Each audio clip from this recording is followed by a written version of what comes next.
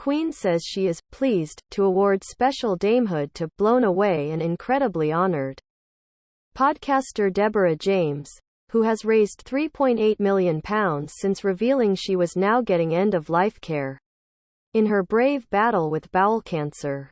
Deborah James has received a Damehood after she raised £3.8 million for charity in just 4 days.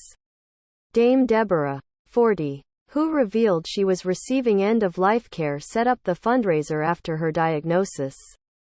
The Queen led praise for the 40-year-old BBC podcaster, saying she was pleased to approve the Damehood. Prime Minister Boris Johnson also paid tribute to her, saying, "If ever an honour was richly deserved, this is it."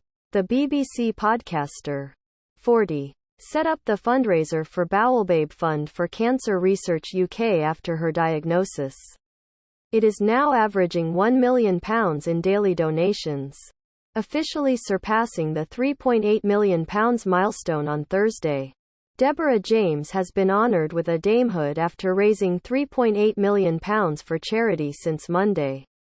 As she revealed she was receiving end-of-life care, the Queen led praise for the 40-year-old BBC podcaster, saying she was pleased to approve the Damehood, while the Prime Minister said, "If ever an honour was richly deserved, this is it."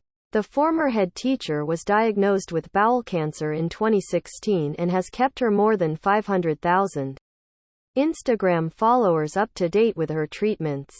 She has now raised more than £3.8 million with her Bowelbabe Fund for Cancer Research UK.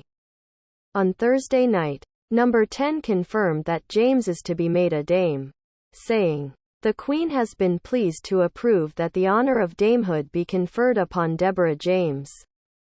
Prime Minister Boris Johnson said, "If ever an honour was richly deserved, this is it." Deborah has been an inspiration, and her honest